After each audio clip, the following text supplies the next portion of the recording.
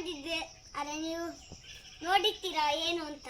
Friends, VSSDB Kannada ವ್ಲಾಗ್ಸ್ಗೆ ತಪ್ಪದು. ಇದು full comedy ಆಗುಂಟು friends. Mummy ಆಮೇಲೆ hi hello friends, VSSDB Kannada vlogs ಅವರಿಗೆ ಒಂದು ಗೆಸ್ಟ್ ಬಂದಿದ್ದಾರೆ. ಅದು ಯಾರು ಅಂತ ಗೆಸ್ ಮಾಡಿ ನೀವು. 3 ಆಪ್ಷನ್ಸ್ ಕೊಡ್ತೀನಿ. ನಾಯಿ ಅಲ್ಲ, ಸಾರಿ ಏನಪ್ಪ ಅದು? ಹಾವು, ನಾಯಿ, ಟಾಟೈಸ್ ಏನ್ ಹೇಳ್ತಾರೆ ಕನ್ನಡದಲ್ಲಿ? ಅಂತದು ಆಮೆ. 3ರಲ್ಲಿ ಒಂದು ಆಪ್ಷನ್ ಕೊಡಿ. ನಾನು ಹೇಳಲಾ? ಬೇಡ, ನಾನು ಆನ್ಸರ್ ಮಾಡ್ಲಾ? ನೀನ್ ಮಾಡಂಗಿಲ್ಲ. ಯಾಕೆ? ಸುಮ್ಮನೆ. ನಾವೀಗ ತೋರಿಸ್ತೀವಿ ಫ್ರೆಂಡ್ಸ್. ಯಾರು ಗೆಸ್ ಮಾಡಿರಲ್ಲ, ನಾನು ಹೇಳ್ಕೊಡ್ತೀನಿ. ಯಾರು? ನೀನು ಹೇಳು. ನಾನು ನಿನ್ ಕೇಳಬೇಕು. ನೀನು ತಾನೇ ಹೇಳಿದೆ ಹೇಳ್ತೀನಿ ಅಂತ.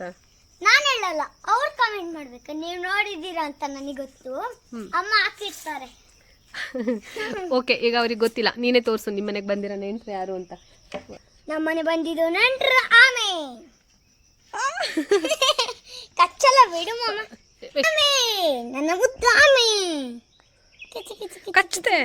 ಕಚ್ಚಲ್ಲ ನೋಡಿ.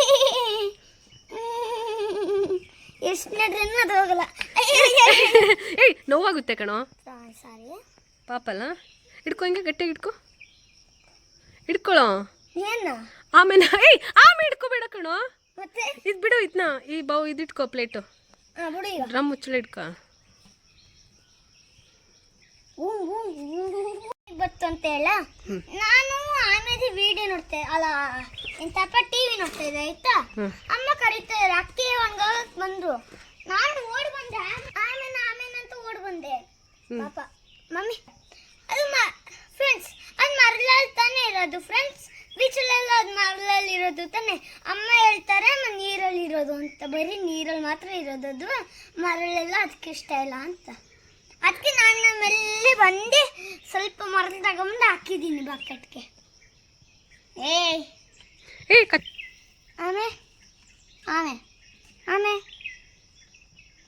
ಮೌತೆ ಬಿಡ್ತಿಲ್ಲ. ತನಕ ಎಲ್ಲ ವೀಡಿಯೋ ನೋಡ್ಕೊಂಡ್ ಬಂದ್ರಿಲ್ಲ. ನಾನು ಅಕ್ಕಿ ಒಣಗಾಕಕ್ಕೆ ಅಂತ ಬರ್ತಾ ಇದ್ನ.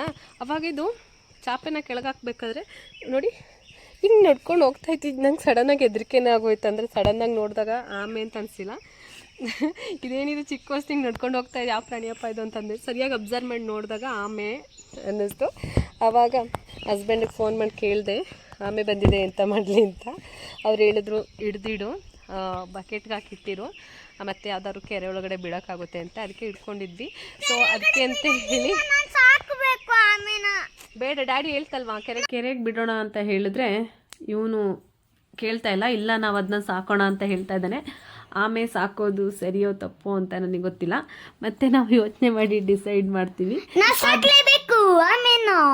ಸುಮ್ಮನೆ. ಆದರೆ ಪಾಪ ಅದು ಬಂದಿರೋದಂತೂ ತುಂಬ ಖುಷಿ ಆಯಿತು.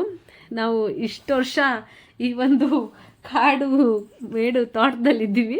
ಆದರೆ ಇದೇ ಫಸ್ಟ್ ಟೈಮು ಈ ಮದುವೆಗೆ 14 ವರ್ಷದಲ್ಲಿ ಆಮೆ ನಮ್ಮ ಮನೆಗೆ ಬಂದಿದ್ದು. ಅದಕ್ಕೆ ಅಂತ ತುಂಬ ಖುಷಿಯಾಗಿದೆ. ಪಾಪ ತುಂಬ ಚೆನ್ನಾಗಿ ಆಟಾಡ್ತಾ ಇತ್ತು. ನೋಡ್ಲಿಕ್ಕೆ ಒಳ್ಳೆ ಕಪ್ಪೆ ಮರಿ ಥರ ಇತ್ತು.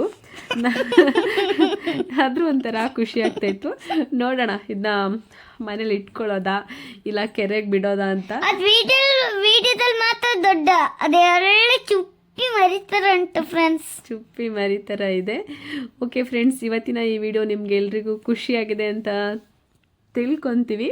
ವಿಡಿಯೋ ಇಷ್ಟ ಆಗಿದ್ರೆ ದಯವಿಟ್ಟು ನಮ್ಮ ಚಾನಲ್ನ ಸಬ್ಸ್ಕ್ರೈಬ್ ಮಾಡಿ, ಲೈಕ್ ಮಾಡಿ, ಶೇರ್ ಮಾಡಿ, ಕಮೆಂಟ್ ಮಾಡಿ, ನಿಮ್ಮ ಫ್ರೆಂಡ್ಸ್ಗೂ ಹೇಳಿ. ಹಾಗೆ ನಿಮ್ಮ ಮನೆಯಲ್ಲಿ ಯಾರ್ದಾದ್ರೂ ಮನೆಯಲ್ಲಿ ಆಮೆ ಇದ್ದರೆ ನೀವು ಹೇಗೆ ಸಾಕ್ತಾ ಇದ್ದೀರಾ ಅಂತ ಕಮೆಂಟ್ ಮಾಡಿ. ಅದೇನು ಫುಡ್ ಆಗುತ್ತೆ ಅಂತಾನೆ ಹೇಳಿ ಫ್ರೆಂಡ್ಸ್. ಹಾಗೆ ಅದಕ್ಕೆ ಏನು ಫುಡ್ ಹಾಕ್ತೀರಾ ಅಂತಲೂ ದಯವಿಟ್ಟು ಕಮೆಂಟ್ ಬಾಕ್ಸಲ್ಲಿ ಕಮೆಂಟ್ ಮಾಡಿ ಅಂತ ಹೇಳುತ್ತಾ ಈ ವಿಡಿಯೋನ ಇಲ್ಲಿಗೆ ಮುಗಿಸ್ತಾ ಇದ್ದೀನಿ. Take care. Bye bye friends.